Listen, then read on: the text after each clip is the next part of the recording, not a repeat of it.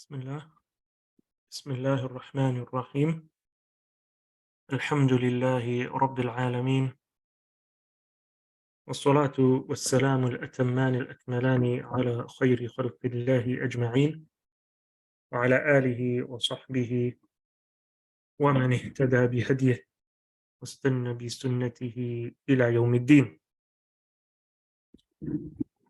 اللهم علمنا ما ينفعنا وانفعنا بما علمتنا وزدنا علما، وأرنا الحق حقا وارزقنا اتباعه، وأرنا الباطل باطلا وارزقنا اجتنابه، واجعلنا ممن يستمعون القول فيتبعون أحسنه. وبعد، السلام عليكم ورحمة الله وبركاته. I'd like to start off apologizing for the delay. Uh,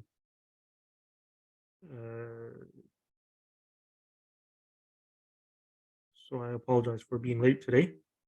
Um,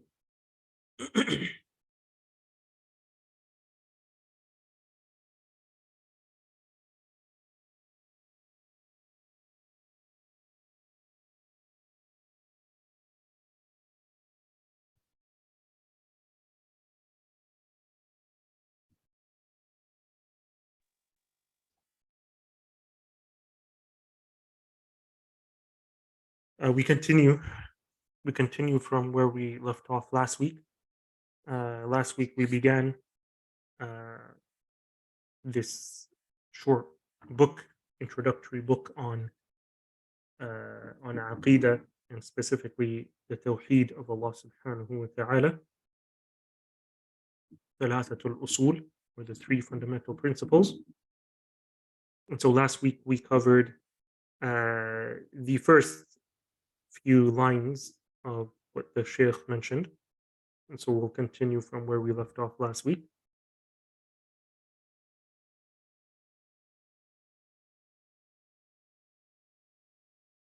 And so last week we spoke about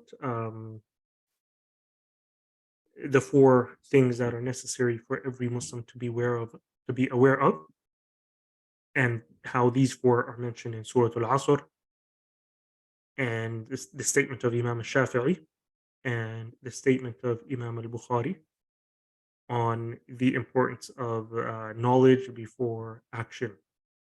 Knowledge before action.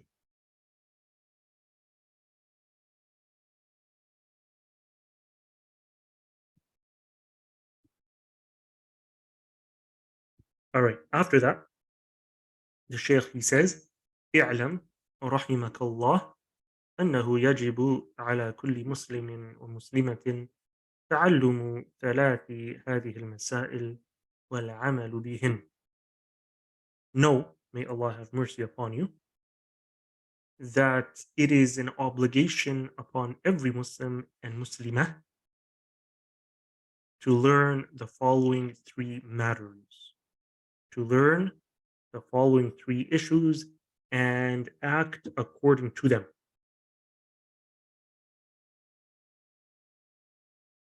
So, what are the three matters? What are the three issues? And so he mentions them now. What is the first? Al-Ula, أن الله خلقنا ورزقنا ولم يتركنا هملا، بل أرسل إلينا رسولا، فمن أطاعه دخل الجنة ومن عصاه دخل النار.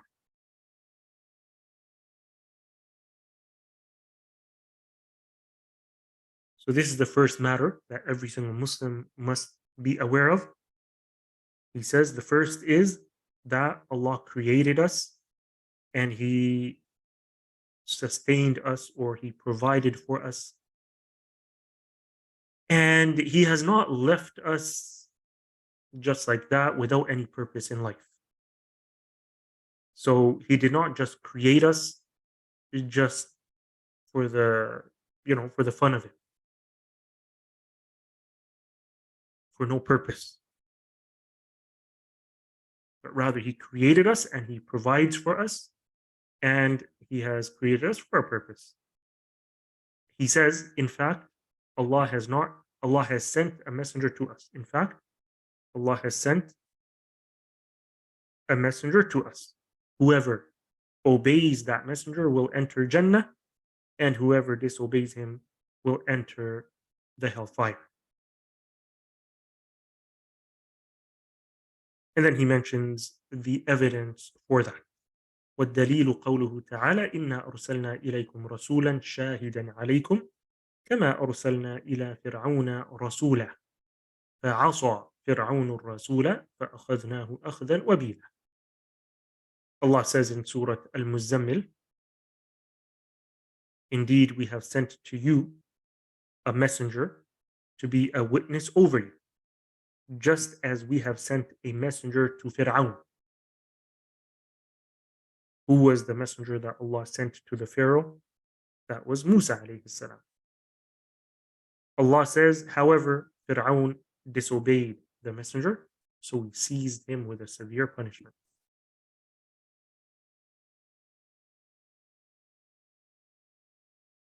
And so clearly, Allah says here, we have sent to you a messenger. Just like we sent to the people before you messengers, among them was Fir'aun. And when he did not obey the messenger, what happened? Allah punished him.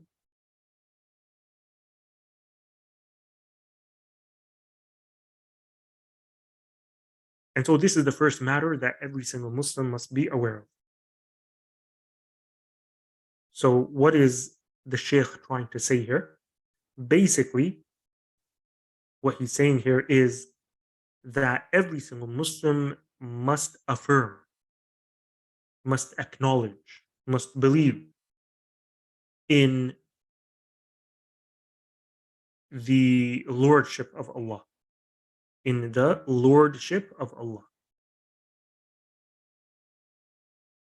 which is basically a rububiyyah.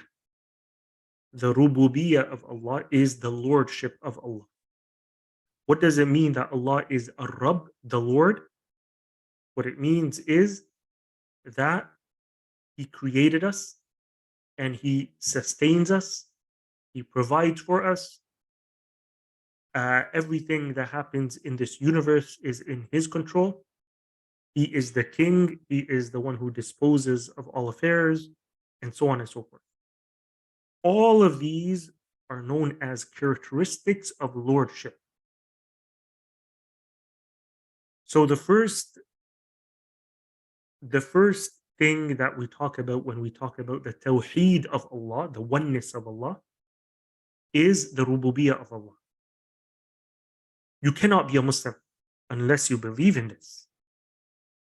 You cannot claim to be a person who considers Allah to be one unless you believe in the oneness of Allah in terms of His rububiyyah, in terms of His lordship.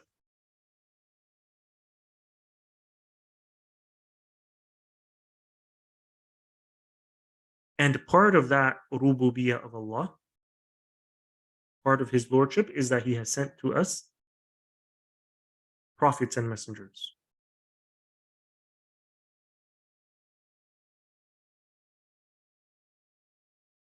All right, so this is the first point. The second point, he says, الثانية أن الله لا يرضى أن يشرك معه أحد في عبادته لا ملك مقرب ولا نبي مرسل. The second matter is that Allah does not consent, He does not approve for anyone to be associated with Him in worship. He does not consent to being associated with in worship of Him.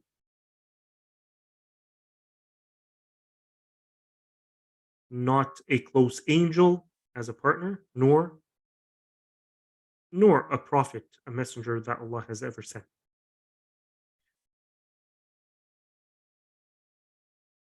And so the proof for this, he says, وَالدَّلِيلُ قَوْلُهُ تَعَالَى وَأَنَّ الْمَسَاجِدَ لِلَّهِ فَلَا تَدْعُوا مَعَ اللَّهِ أَحَدًا. The places of prostration are for Allah, they belong to Allah, Allah alone. So do not invoke anyone, do not call upon anyone along with Allah.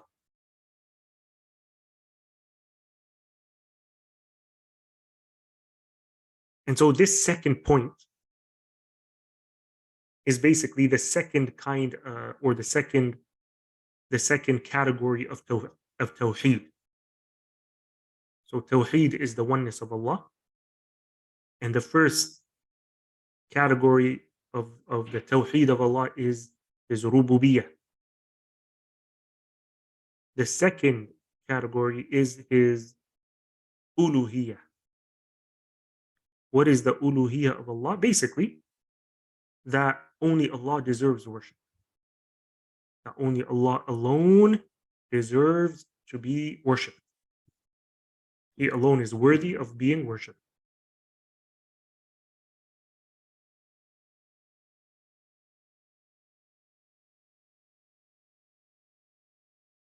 So Allah being the creator, the sole provider, the sole controller of this entire universe, therefore, he alone deserves to be worshipped. And so worship cannot be directed to anyone else besides him. It is his exclusive right. It is Allah's exclusive right, not belonging to anyone else. And so this is the second matter, second point that every single Muslim must affirm, must consent to, must acknowledge, must believe. It's not sufficient that you believe that Allah, He is the Lord, the Creator, the Sustainer, and then you say, it's okay if people worship idols or if people attribute partners to Allah, if people say that Allah has a son, and so on and so forth. If you do that, you have not fulfilled Tawheed in your heart.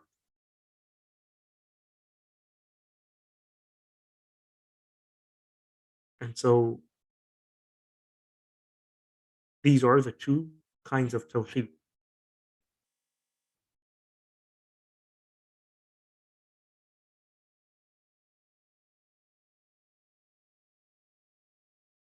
And so only when a Muslim affirms both of these kinds of Tawheed, only then is he considered a Muslim.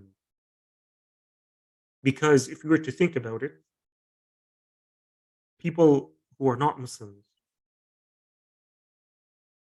even they acknowledge that Allah alone is the creator. They acknowledge, they affirm that there is only one God who created everything. People of other religions, those who believe in religions, and even those who do not believe in religions, who consider themselves to be deists, where they believe that there is a deity, a God, a creator who created everything. So everyone believes in that. It's a common belief among almost all religions of the world. They believe in a higher power and a higher God, and that is one. But now, when it comes to the second kind of tawheed, that is where the problem is. That is it. That is where only the Muslim he affirms, that kind of tawheed for Allah. Allah's sole right to be worshipped. And so they say, yeah, God is one, God created everything, but we have these idols that we are directing our worship to. We have Jesus, we have Isa alayhi salam, that we believe he is the son of Allah, and so on and so forth. So this is the second matter. The third, he says, الثالثة أن من أطاع الرسول ووحد الله لا يجوز له موالاة من حاد الله ورسوله ولو كان أقرب قريب.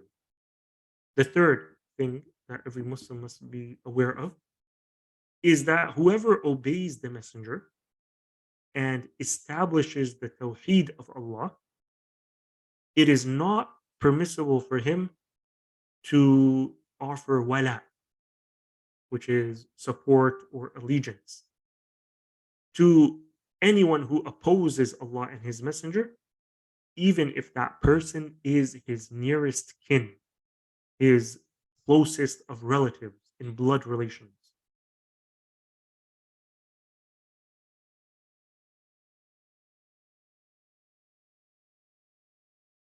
And so, what did the Shaykh do here? He combined between the two previous points. So, point number one is to believe that Allah created us and provides for us, and He sent a messenger. He did not just leave us like that, but He sent for us a messenger. Whoever obeys that messenger will enter Jannah. And the second point, that Allah alone deserves to be worshipped. He combined these two here. He said, whoever obeys the messenger and establishes the tawheed of Allah, meaning he affirms that only Allah deserves to be worshipped. So the two previous points, if you have fulfilled them, now coming to the third point, if you believe that Allah is the creator and you obey the messenger and you believe that only Allah deserves to be worshipped and you only worship Allah, after that you are not allowed to support the enemies of Islam. You are not allowed to show any kind of support or allegiance to uh, to all those who oppose Allah and His Messenger. To all those who oppose Allah and His Messenger. And this is known as al-wala wal-bara. This is known as al-wala wal-bara. So al-wala means you show your allegiance to Allah and His Messenger and to the believers, to the Muslims. And bara is you disassociate yourself from everything that goes against Allah and His Messenger, of kufr, of shirk, and so on and so forth. So, what is the evidence? The Shaykh says, الدليل قوله تعالى لا تجد قوما يؤمنون بالله واليوم الآخر يوادون من حاد الله ورسوله ولو كانوا آباءهم أو أبناءهم أو إخوانهم أو عشيرتهم أولئك كتب في قلوبهم الإيمان وأيدهم بروح منه ويدخلهم جنات تجري من تحتها الأنهار خالدين فيها رضي الله عنهم ورضوا عنه أولئك حزب الله ألا إن حزب الله هم المفلحون. The evidence for this is in Surah Al-Mujadilah. Allah subhanahu wa ta'ala says, you will never find any people who believe in Allah in the last day, having love in their hearts for those who oppose Allah and His Messenger, even if they were their fathers, their sons, their brothers, or their relatives. For such people, Allah has written Iman in their hearts and has strengthened them with a spirit, a ruh from Himself. And we will admit them into gardens under which rivers flow, to dwell therein forever. Allah is pleased with them, and they are pleased with Allah. They are the party of Allah. Indeed, it is the party of Allah that will be the successful.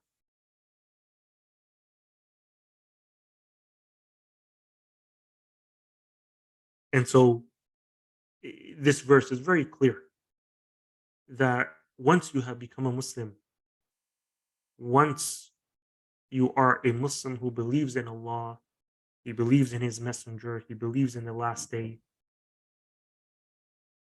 You have to disassociate yourself from everything that goes against this belief. As we can see the best example in the lives of the companions of the Prophet sallallahu alaihi wasallam. They are the best example for us. And so when they embraced Islam, they left, even those who were very close to them, their fathers, their brothers, their sons. And when they even faced off against them in battle, they had no issues killing uh, their um, their close blood relations uh, in the Battle of Badr, for example.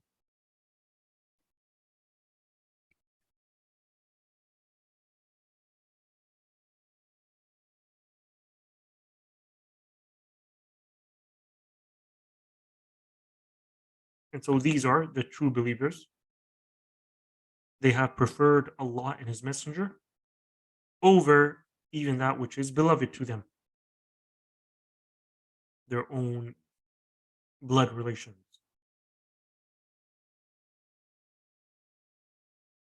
And that is the true sign of their truthfulness, their honesty in their belief. And so it's a test, without a doubt. To reach that level is very tough. It's not easy. But then those who reach that level, they have passed the test. They have passed the test.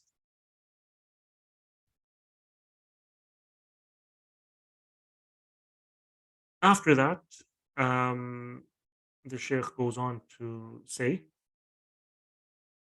اعلم أرشدك الله لطاعته أن الحنيفية ملة إبراهيم أن تعبد الله مخلصا له الدين. Know, may Allah direct you to obey Him, that al-Hanifiyya is the path of Ibrahim alayhi salam, which is to worship Allah, making the religion sincerely for Him.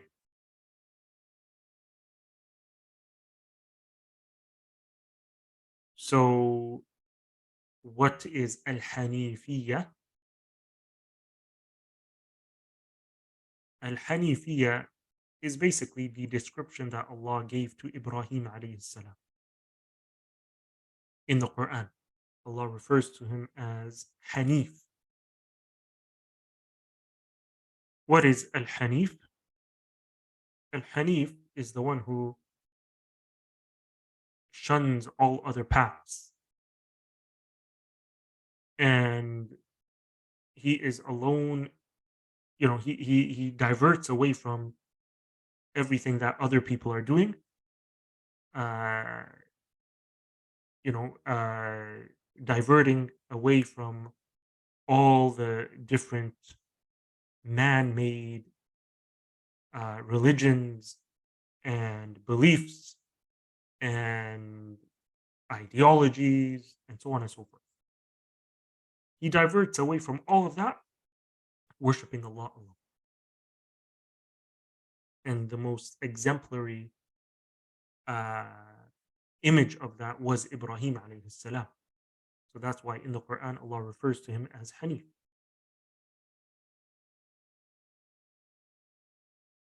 So the religion of Ibrahim alayhi salam was to worship Allah alone without associating any partners with Allah.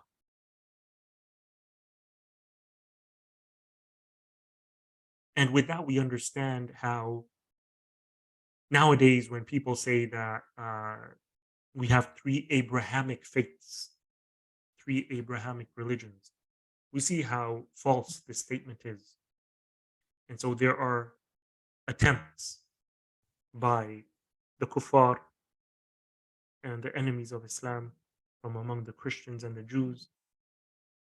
They have, they're making these attempts for us Muslims to water down our religion and to be accepting of them, of the Christians and the Jews.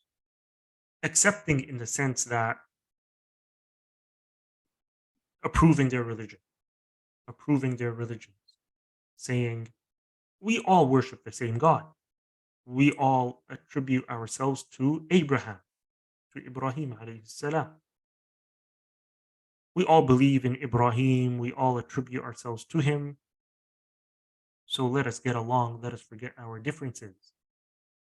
Uh, these are three different paths leading to the same destination. And we say, no, that is not true. Because Ibrahim alayhi salam was not a Christian nor a Jew, as Allah mentions in explicit terms in the Quran. ما كان إبراهيم يهوديا ولا نصرانيا ولكن كان حنيفا مسلما. Ibrahim was not a Jew, nor was he a Christian. Rather, he was a Hanif, a Muslim. And so, basically, true monotheism is to not only believe that Allah is one in his lordship, but also that he is one, and more importantly, that he is one in his worship, that you worship him alone. You do not believe that others deserve worship. That was the religion of Ibrahim alayhi salam. That was the belief and the way of Ibrahim alayhi salam.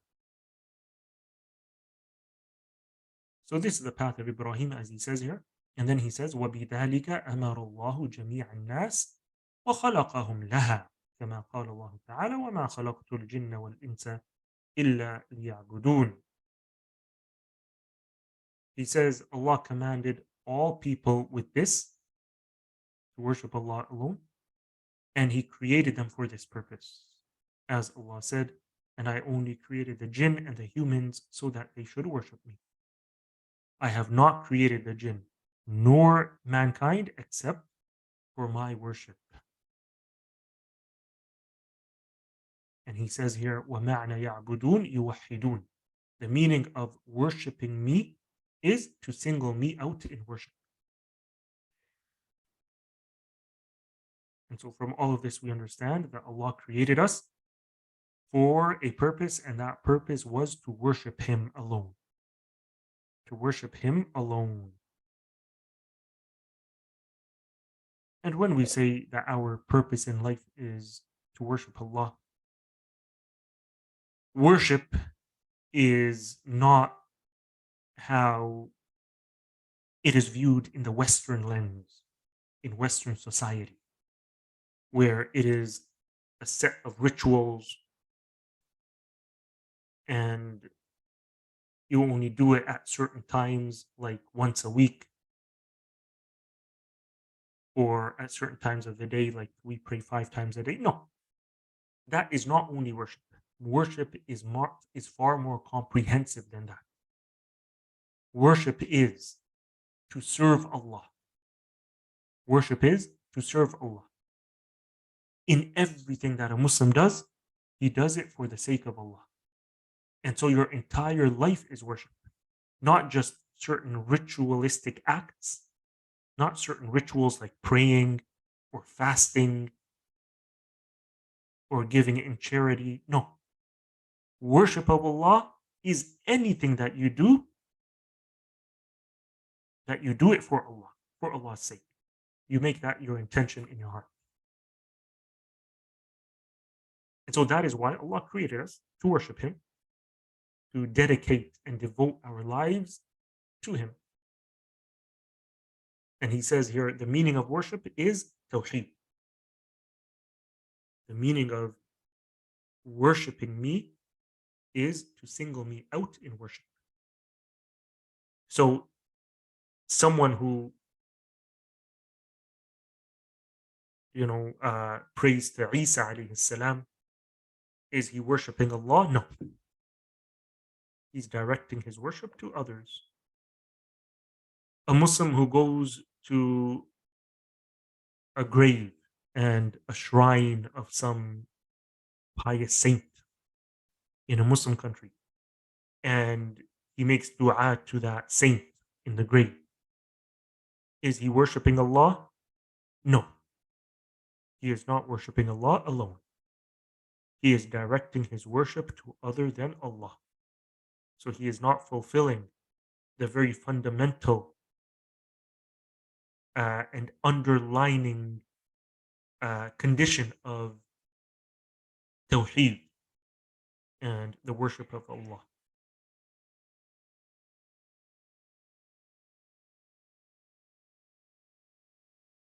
And so he says here, Allah commanded all people with this. Meaning, from the time of the first human being until the last human being to walk the face of this earth, Allah's command to all human beings from day one has been to worship Him alone. To worship Him alone. And this shows us the importance of understanding Tawheed, understanding Tawheed properly, because this is the very basis of Islam. Without understanding this properly, nothing else, learning anything else about Islam is of no use if you don't get the foundation right. And then after that, he says, وَأَعْظَمُ مَا أَمَرَ اللَّهُ بِهِ التَّوْحِيدُ وَهُوَ إِفْرَادُ اللَّهِ بِالْعِبَادة وَأَعْظَمُ مَا نَهَى عَنْهُ الشِّرْكُ وَهُوَ دَعْوَةُ غَيْرِهِ مَعَهُ. The Shaykh says, and the greatest thing that Allah has commanded is Tawheed, which is to single out Allah in worship. And the most serious thing, the gravest matter that Allah has forbidden is shirk, which is to supplicate to others as well as Allah, to associate others in your ibadah of Allah. So here, the Shaykh is basically, further emphasizing the importance of this subject of Tawheed. That look, this is not something light. We should not take it as something light. The greatest and most important thing that Allah has commanded has been Tawheed. And that is to worship Allah alone. Praying 5 times a day is not the most important thing that Allah has commanded us with. To be kind to our parents is not the most important thing that Allah has commanded us to do. To be righteous people, that is not the most important thing that Allah has commanded us to do. Before all of these things comes the Tawheed of Allah, to worship Allah alone. This is the first commandment. This is the most important and serious command. And what shows its seriousness and its importance is that if a person does that, if a person accepts Islam and believes in the Tawheed of Allah, worshipping Allah alone, not directing his worship to others, not falling into the opposite of Tawheed, which is shirk, then even if he doesn't do anything after that, and he commits all the sins in the world, yes, he may be punished in the hereafter, but that punishment will not be eternal. He is guaranteed to enter Jannah.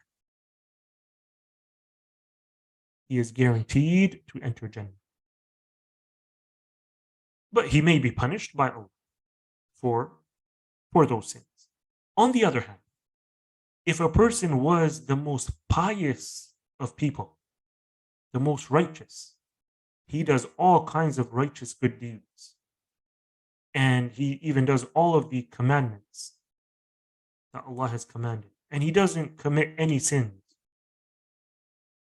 but he falls into shirk, and he has not fulfilled the first commandment, to worship Allah alone. He directs his ibadah to others. He directs his worship to others. He calls on saints.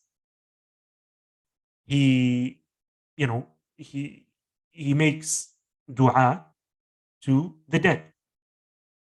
So he is directing his ibadah, his worship, to other than Allah.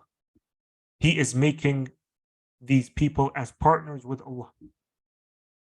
Then this person is considered a kafir, a mushrik, and he will go to the hellfire to be in there forever with no chance of entering into Jannah. This shows us the gravity of the matter, as the Shaykh is trying to make us understand here. That the greatest thing that Allah has ever commanded is Tawheed. After that comes everything else. And the most serious matter, the gravest thing that Allah has warned us from and forbidden is shirk, and that is to worship others with Allah. And then he mentions the evidence for this. He says, وَالدَّلِيلُ قَوْلُهُ تَعَالَى وَاعْبُدُوا اللَّهَ وَلَا تُشْرِكُوا بِهِ شَيْئًا, and worship Allah and do not associate anyone or anything with Him.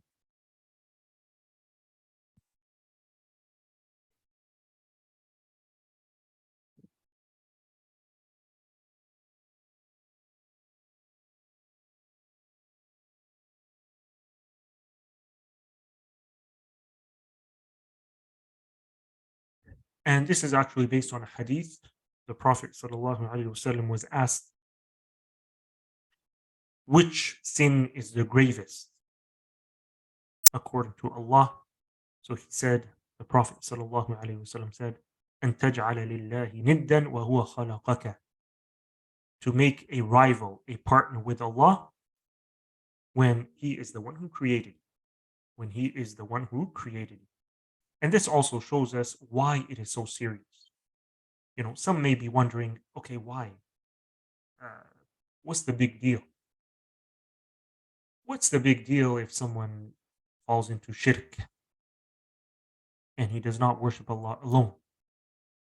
We say this is why it's such a big deal. The Prophet ﷺ said, to attribute to Allah a rival, a partner, when He is the one who created you. It is Allah who created you. It is Allah who provides for you. Every blessing that you have in this life is from Allah. And then after that, you dare to direct what is Allah's exclusive right to others? How dare you? How dare you attribute to other than Allah what belongs to Allah alone? It is His exclusive right to be worshipped. How dare you give that right to others when He is the one who created you? He is the one who provides for you endlessly.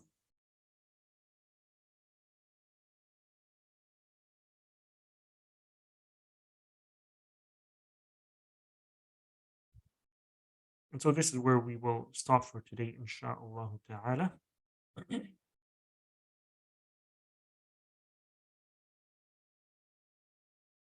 So if there are any questions, then inshallah ta'ala we can take those questions.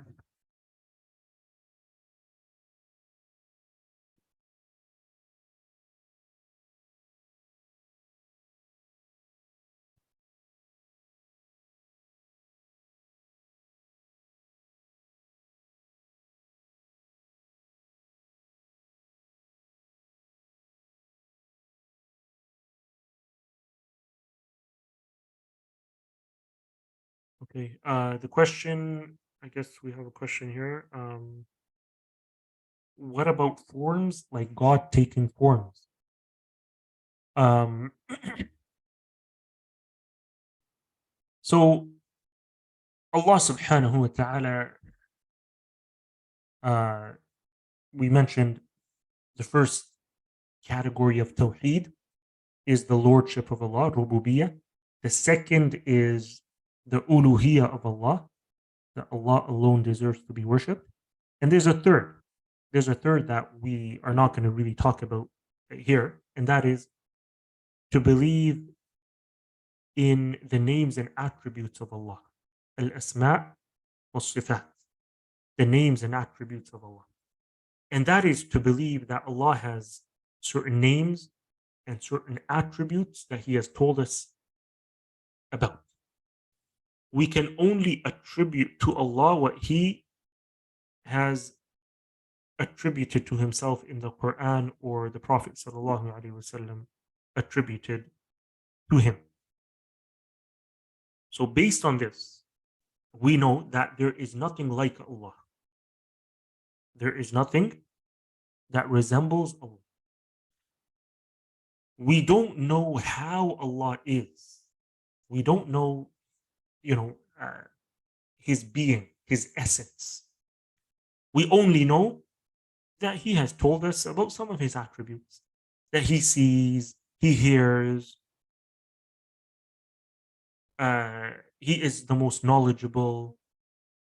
He, He has all of these attributes. Also, He has told us that He has hands and that He has a face. But all of these attributes that I just mentioned right now, we believe in them without imagining how they are, without attributing a specific image of how Allah is. So, to answer that question, is Allah a physical being? We don't have any knowledge of that in order to say yes or no. We're not allowed to. We are not allowed to attribute to Allah except what He has attributed to Himself. So, we believe in Allah as He has told us about Himself. But at the same time, we believe that there is nothing like Allah. There is nothing like Allah. Allah does not resemble His creation. And that includes our imaginations. If you imagine how Allah is in your imagination, then be certain that that imagination is false. That image that you have is false. Why? Because your imagination is something you created in your mind. And what did we just say? Allah does not resemble His creation. We don't know how Allah is like. We don't know how Allah is exactly.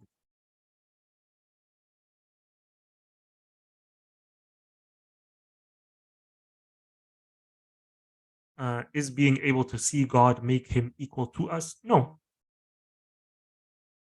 Allah has told us that in this world, Allah cannot be seen.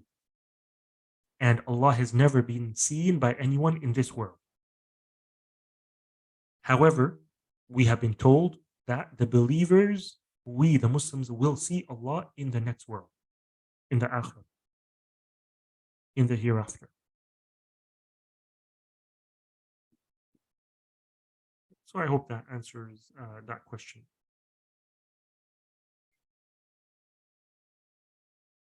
I sometimes hear uluhiyya used interchangeably with ibadah. Are these things completely the same? Yes. So we can refer to it as tawheed al-uluhiyya or tawheed al-ibadah. Tawheed al-uluhiyya or tawheed al-ibadah. It's the same thing basically.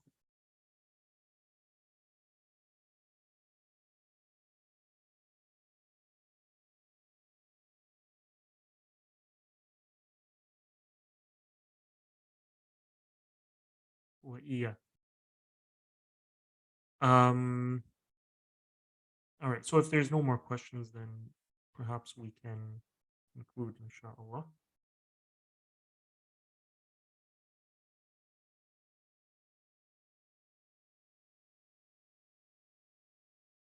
Yeah, there's a question here. What do you say to individuals who say that ahad hadith cannot be taken into consideration when discussing aqidah? Also, what ahad hadiths are they referencing? This is a very advanced question. Basically, ahad hadiths are hadiths that have been narrated by one narrator. So these people basically, this is false. It's not true that ahad hadith cannot be used for aqidah. Basically, they use that because we have many hadith talking about Allah and His attributes. Some of them happen to be ahad narrations, and they don't want to accept those attributes of Allah. So they write them off and they say that these are ahad narrations. Ahad narrations are accepted, whether it be in fiqh, whether it be in aqidah, they are all the same. There's no reason to differentiate. Uh, and so ahad narrations can be used in aqidah as well, as long as they are authentic, as long as the hadith is authentic.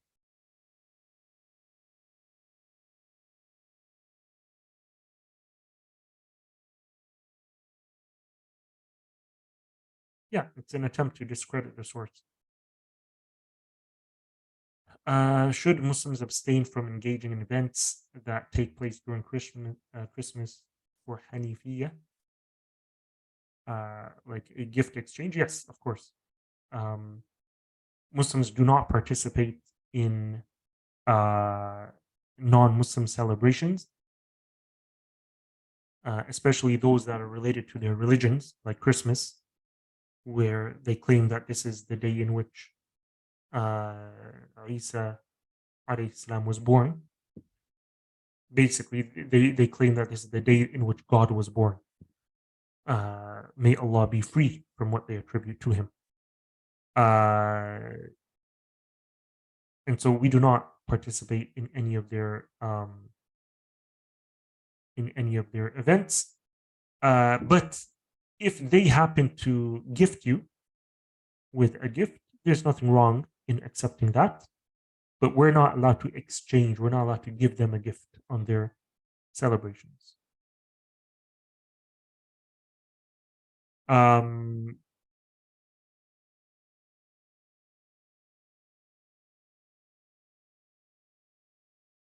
Okay, so we will end here for today, inshallah ta'ala, and we'll see you all again the week after next. So in 2 weeks, inshallah.